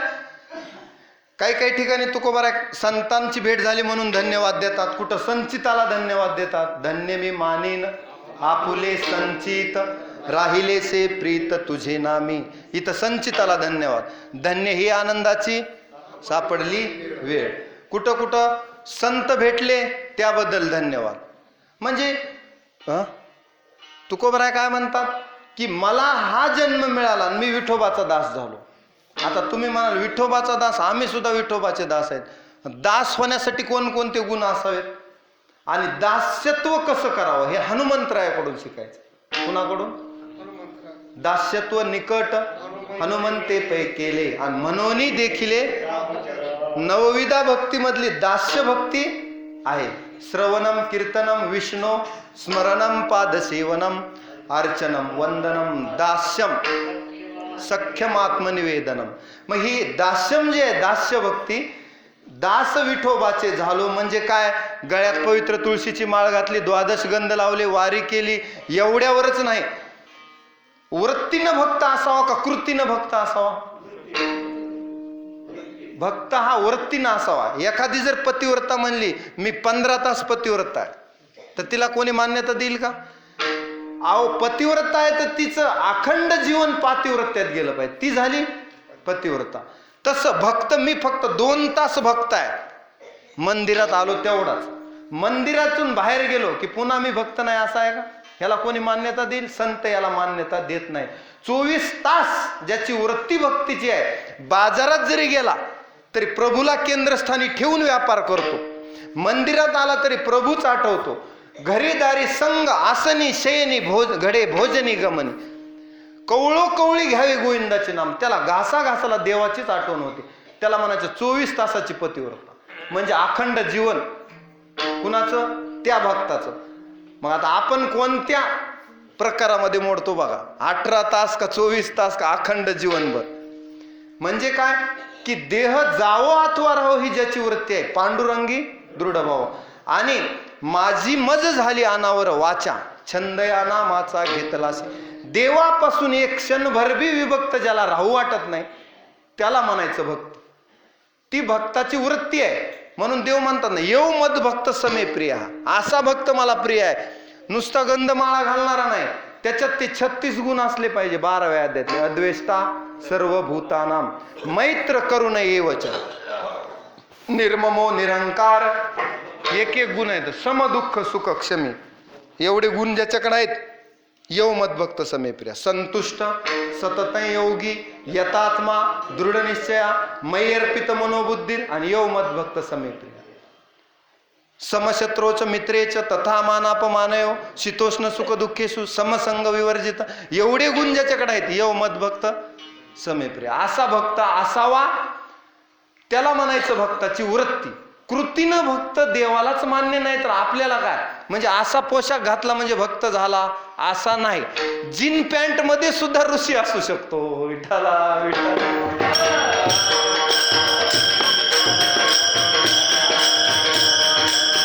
भक्ताला बाह्य कपड्याची बी गरज नाही. संन्यास कपड्यात आहे का वृत्तीत आहे. आता मी भगवे कपडे घातले, कुत्रा सुद्धा भगवा असतो. भगवे तरी श्वान सहज वेश त्यांचा, सहज त्याचा वेश भगवा आहे. म्हणून काय तो संन्यासी झाला का. मग कोण संन्यासी. काम्यानाम कर्मनाम न्यासम संन्यासम कवय विदू. काम्य कर्माचा त्याग केला तर संन्यास. कपड्यात संन्यास नाही. मग कपडे तुम्ही जीन पॅन्ट जरी घातला तरी तो संन्यासी असू शकतो. विसरले जयाचे था तो संन्यासी जाण निरंतर. वा विठाला विठाला. आता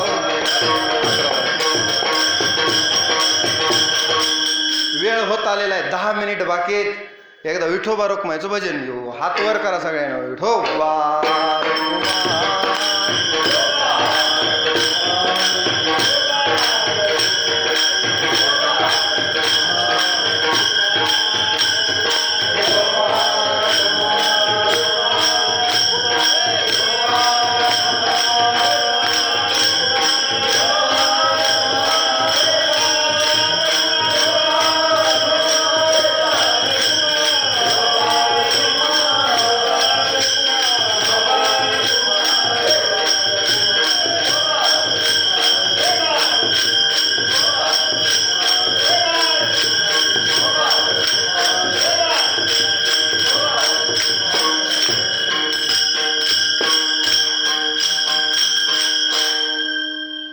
धन्य आम्ही जन्मा आलो दास विठोबाचे झालो.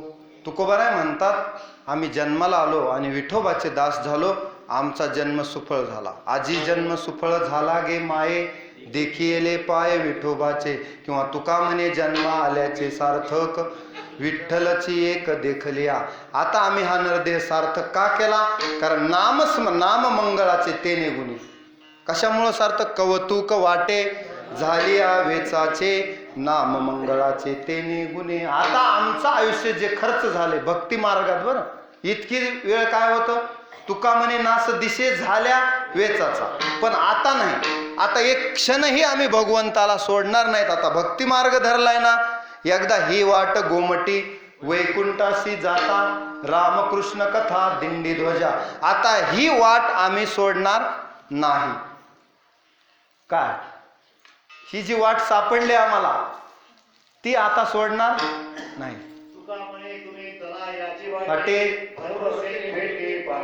वा भरवसेने भेटे. किंवा तुका म्हणे हेच नीट जवळी वाट वैकुंठा. मग हीच नीट वाट आहे. मग ही भक्ती मार्गाची वाट आता आम्ही सोडणार नाही. आता आम्हाला हे धन सापडलेच, कोण सोडील. जोडिले हे न सरे अविनाश आनंद गण. आता आम्ही सोडणार नाहीत. म्हणून आम्ही आता धन्य झालो. कशामुळं. दास विठोबाचे झालो. आता विठोबाचे दास झालो ना आपण. मग भगवंताला आवडेल असं जीवन जगायचं. आपल्याला आवडेल असं नाही. कसं जीवन जगायचं. एकदा समजा ज्यांचे आपण दास झालो, मालक सांगेल तसं नोकरानं चालाव का, नोकर सांगेल तसं मालकानं. कसं आपल्या इकडे कसं आहे, आता तर उलट झालंय बरं.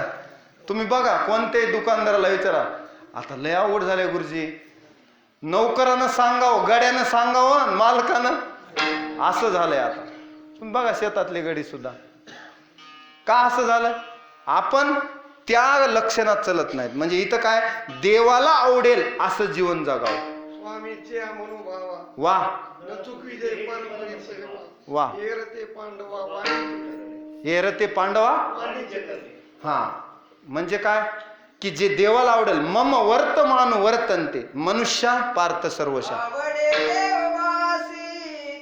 ऐका प्रकार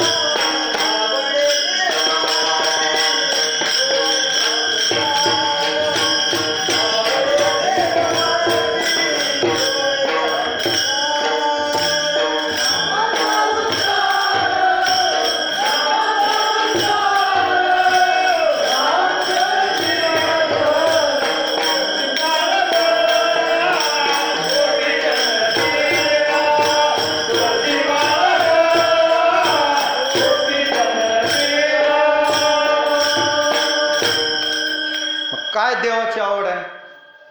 देवाला काय आवडते, आवडे देवासी तो ऐका प्रकार नामाचा उच्चार रात्रंदिवस. हा देवाला आवडणारा प्रकार आहे. मग देवाला आवडेल असं भक्ताचं जीवन असावं. तुम्ही भक्ताच्या मालिकेतलं जर भक्ताचे चरित्र वाचले, एका एका भक्ताचं जीवन पाहिलं तर आपल्या लक्षात येतं की अशा भक्तीच्या कसोटीला आपल्याला जर लावलं तर आपण उतराल का. अर्जुनासारखी भक्ती, ध्रुव बाळासारखी, उपमन्यूसारखी, बरं ही तर जाऊ द्या, भगवंताला जीव समर्पित करण्यापुरतं दधीची ऋषींनी आपल्या आस्ती दिल्या, अभिमन्यून आपलं बलिदान दिलं सांस्कृतिक कार्यासाठी, देवासाठी, देवाच्या कार्यासाठी. पांडवाचा विजय व्हावा म्हणून स्वतः मृत्यू माहीत असून चक्रव्यूहात अभिमन्यू गेला, पण अधर्माचा विजय होऊ दिला नाही. भगवान श्रीकृष्णाला रडविलं, जगाच्या मालकाच्या डोळ्यात अश्रू आणले अभिमन्यून. काय त्याचं बलिदान आहे. अहो कुमारील भट्टांनी सुद्धा संस्कृतीसाठीच बलिदान दिले. स्वतःचा देह भाताच्या तुसानाला आपला देहाला अग्नी दिलाय. कुणी? कुमारील भट्टांनी. काय समर्पण आहे ह्याला म्हणायचं भक्त. काय समर्पण आहे. आद्य गुरु शंकराचार्य जीवनच्या जीवन भक्ती मार्गात. आज जो भारतामध्ये आपली संस्कृती टिकून आहे, थोडक्यात सांगतो, वैदिक संस्कृती केवळ आचार्यामुळे. आचार्यांचे या जगावर उपकार आहेत. विठ्ठला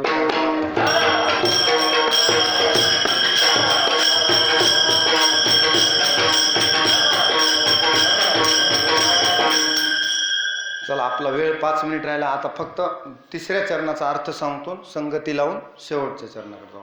तुकोबार आहे तिसऱ्या चरणात म्हणतात, आयुष्याच्या साधने सच्चिदानंद पदवी घेणे. आता तुम्हाला नर आपणी करणी करे तो नर का ह्याच जन्मात होता येतं बाबांनो.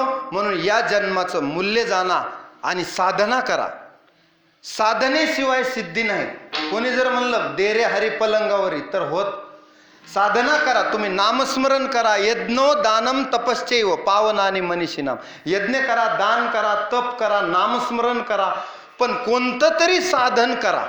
करा रे बापानो साधन हरीचे झनीकरणीचे करू नका. किती कळकळीची विनंती आहे. कशासाठी? त्यांना काय त्यांचं वेतन वाढ होणार होती का काय? कशासाठी? आपल्यासाठी. देह कष्टविती अहो आपल्या हिताचा कळवळा येतो म्हणून बुडता हे जन न देखवे डोळा येतो कळवळा म्हणून एवढं सांगणं आहे संतांचं। नाम सप्ताह जे आहे आता, नाम सप्ताह म्हणजे प्रतिवर्षाप्रमाणे असं स्वरूप त्याला येऊ नये, म्हणजे करायचं म्हणून करणं वेगळं, त्याच्यात जीव ओतून करणं वेगळं। माझ्या उद्धारासाठीच हे साधन संतांनी दिले। साधारण साधन आहे, कीर्तन म्हणजे साधारण साधन आहे, भजन म्हणजे साधारण आहे, श्रवण म्हणजे भक्ती कमी आहे। अहो श्रवण भक्ती पहिली पायरी आहे नवविधामधली, कीर्तन भक्ती नंबर 2, त्याच्या पुढल्या पायऱ्या मग आत्मनिवेदनपर्यंत। कोणतीच साधनं कमी नाही, त्या साधनाचा तुम्हाला सिद्धी मिळेपर्यंत अखंड ते साधन चालू ठेवावं लागतं। उदाहरण सांगतो, एखादा जर दुकानदार असला, तो एक तासाला बघतो का आपले पैसे किती जमा झाले गल्ला? बघत नाही। दिवसभराचा गल्ला तो कधी बघतो? संध्याकाळी बघतो की किती जमा झाले। आपणही साधना करत असताना महिनाभर भजन केलं, शेळीचं पिल्लू मेलं, 2 महिने भजन केलं, पत्नी वारली, 3 महिने भजन केलं, असे जर प्रसंग आले तुकोबरायसारखे, दुष्काळे पिढीले द्रव्य नेला मान, तर आपण भक्ती सोडून देऊ?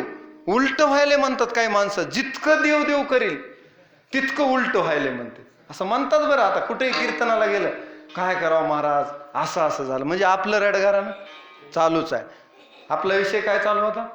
रडगारानं आहे का नाही? आपलं आहे का नाही? बरं, कधीतरी आपण प्रेमानं मंदिरात येतो का? काहीतरी मागणी घेऊनच देवाकडे, देवा सुखी ठेव, मूल होऊ दे, झालं तर नोकरी लागू दे, सुनबाई चांगली मिळू दे, काहीतरी मागणी आहेच, पत्र सोबतच मागणीच। तुकोबराय म्हणतात काही मागणी हे आम्हा, उलटच आहे ना आपलं आणि त्यांचं। मग कसा देव आपल्याला भेटेल? निस्पृहस्य तृणम जगत, त्यांना तृणवत जगत वाटत असते, निस्पृह महात्मा असते ते, देहावर सुद्धा उदासीनाचा देह ब्रह्मरूप असतो त्यांचा। ब्रह्मरूपात म्हणजे आत्मस्वरूपात वृत्ती लीन झालेली असते, या ब्रह्माचं या देहाचं सुद्धा तादात्म्य नसते, देहावरच नसतात ते। मन गेली विलया ब्रह्मानंदा माझा रे, आत्मानंदात लीन। सगळ्यात मोठा आनंद कोणता आहे मनुष्य जीवनात? आत्मानंद सगळ्यात मोठा आहे। विषयानंद भोगानंद मोठा का आत्मानंद मोठा? आज बासुंदी खाल्ली तर 2 दिवसाला खावी वाटते का नाही? 4 दिवसाला तरी खावी वाटेलच ना पुन्हा, म्हणजे पुन्हा पुन्हा विषय सेवन केले तरी तृप्त होत नाही। न जातू काम कामाना उपभोग्येन शाम्यती, उपभोगानं शमन होत नाही। मग आत्मानंद मात्र असा आहे, एकदा मिळाला की पुन्हा दुसऱ्या आनंदाची गरज नाही। नित्यानंदा पुढे आनंद तो कोण, विषय सुख बाई बापुडे ते क्षीण। काय उपयोग आहे म्हणले विषय सुख? एकदा आत्मानंद ज्यानं भोगला, जो महात्मा आत्मानंदात राहतो, आत्मने वात्मना तुष्ट स्थित प्रज्ञ तदोच्यते, त्याला दुसऱ्या विषयापासून आनंद मिळत नाही, किंबहुना त्याला तो तुच्छ वाटतो। कोणता आनंद? त्याला भोगानंद नको, त्याचं मन रमत नाही, कारण आत्मानंदाची गोडी चाखलेला महात्मा विषयात कशाला चरवण करत बसेल? अहो राजहंसाचा चारा काय?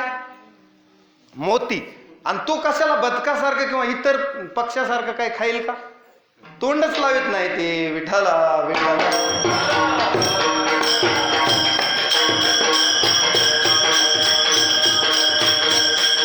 म्हणून या नरदेहात आयुष्याच्या साधने सच्चिदानंद पदवी घेणे। बाबांनो संत म्हणतात याच जन्मात तुम्ही सच्चिदानंद पदवीपर्यंत जाऊ शकता, पण साधना करा।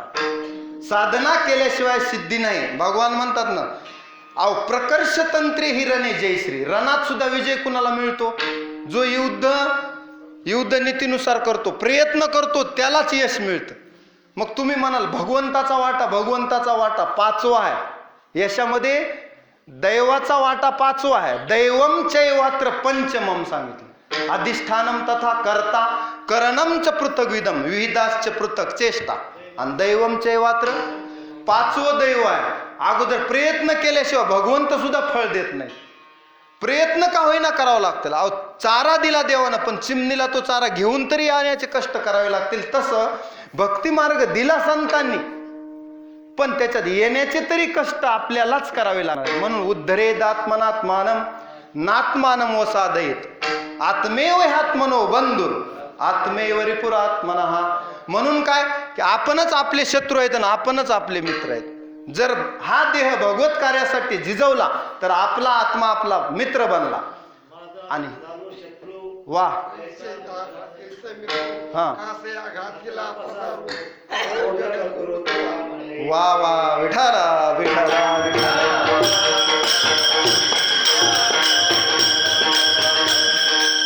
नाथ महाराज आणि माऊली महाराज आता कीर्तन सोड देत नाहीत अध्यक्ष साहेब, बरोबर आहे का? नरहरी महाराज कसं मग वेळ तर झालाय आणि 2 चरण बाकी आहेत आता, पण रात्रीचा वेळ आहे, सप्ताहातलं कीर्तन आहे. 11 म्हणलं तर 11:15 तरी सुटावं. विठ्ठल विठ्ठल.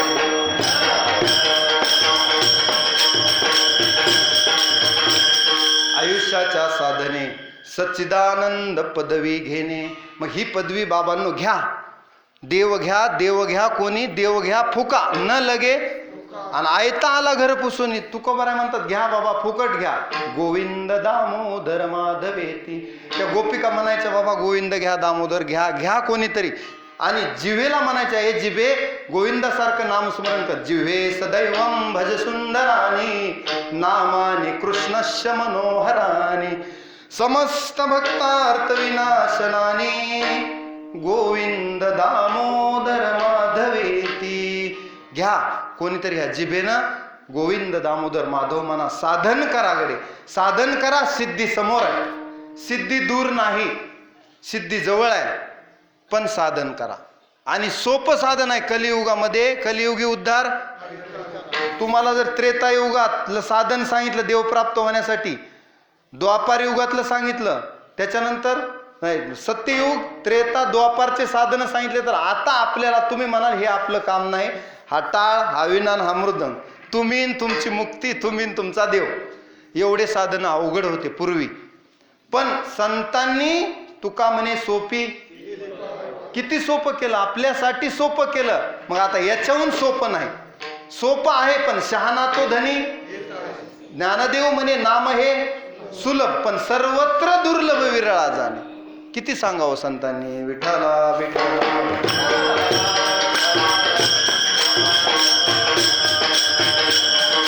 म्हणून आयुष्याच्या साधने साधन करा. सच्चिदानंद पदाला तुम्ही जाल, याच्यात शंका नाही. आता ऊर्ध्वम न संशय, याच्यात संशय नाही. मग तुकोबाराय म्हणतात अहो तुम्ही जर म्हणाल स्वर्ग आमच्यासाठी, स्वर्ग, त्या स्वर्गाला तर आम्ही पायरीप्रमाणे खाली घालू पायाच्या, आणि त्याच्या पलीकडे जाऊ आणि त्रिलोक्यात आमचा झेंडा, या भक्ती मार्गाचा झेंडा उभारीला ध्वज तिन्ही लोकावरी ऐशी चराचरी कीर्ती द्याची. अशी आम्ही स्वर्गाच्याही पुढे जाऊन निशाणी उभा करू आणि स्वर्गाला आमच्या पायरीसारखं करू. अभंगाचं शेवटचं चरण.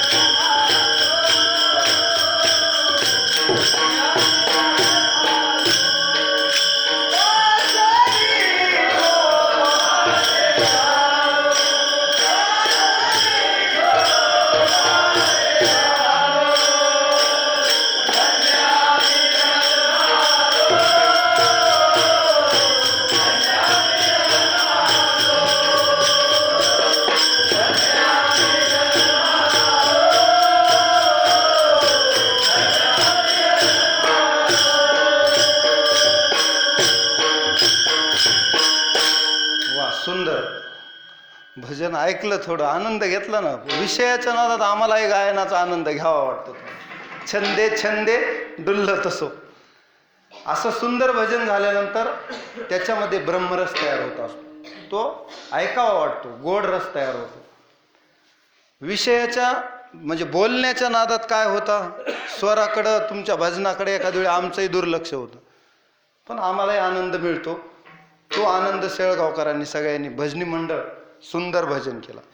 चला तुकोबराय शेवटच्या चरणात म्हणतात, तुका म्हणे पावटणी करू स्वर्गाची निशाणी, धन्य आम्ही जन्मा आलो दास विठोबाचे झालो.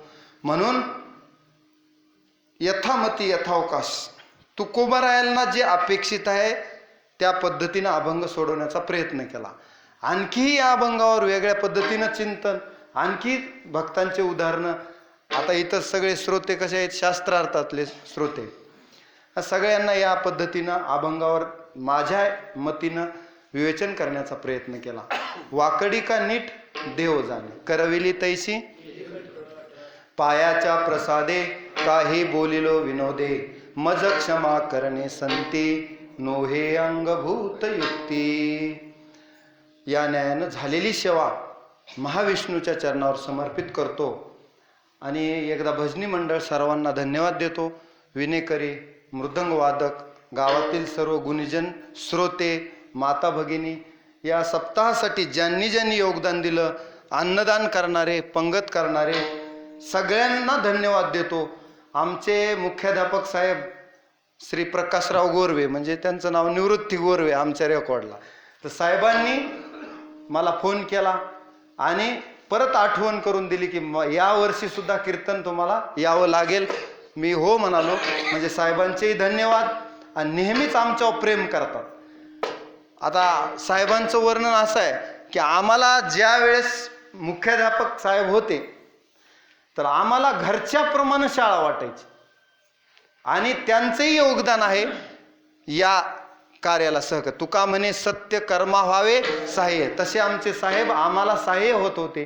कधी आडी अडचण सांभाळून घेऊन, आम्हाला लेकराप्रमाणे प्रेम देऊन आणि सांभाळून, आमच्या आडी अडचणी सुखदुःख असतील किंवा काही कमी जास्त असेल तर ते पाठीमागं आम्हा घाली पाठीकडे, आणि कोणी साहेब आले तर आपण कळी काळाशी भिडे. आया न्यायानं साहेबांचं व्यक्तिमत्व आहे आणि त्यांचं प्रेम आहे. आता सुद्धा परभणीत आम्ही साहेबांच्या घरी गेलो होतो. साहेबांचं सर्व कुटुंब प्रेमळ आहे, तर त्यांनाही धन्यवाद. कारण मागच्या कीर्तनात मी साहेबाला धन्यवाद द्यायचे विसरलो. एकदा असं झालं, आम्ही विट्याला कीर्तनाला गेलो, ज्यांच्या घरी गुलाबजामुन खाल्ले त्यांचंच नाव घ्यायचं विसरलो. पुन्हा मात्र त्यांनी मला तारीखच दिली नाही ना. विठ्ठला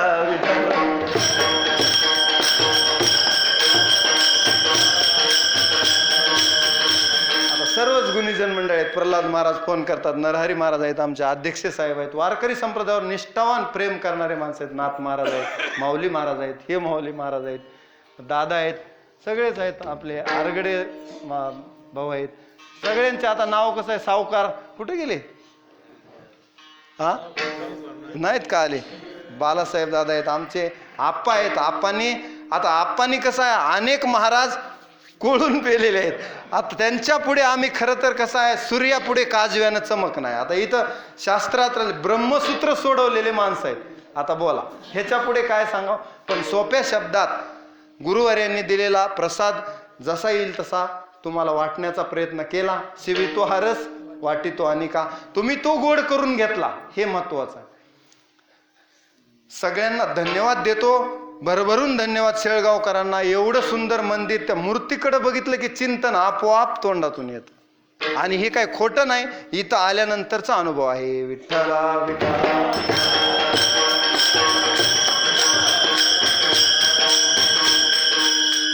माझ्यासोबत आलेले आमचे अमोल महाराज गोरे, दुपारी ज्यांची सेवा झाली दत्तात्रेयाच्या जन्माची, त्यांनी सुंदर सेवा केली.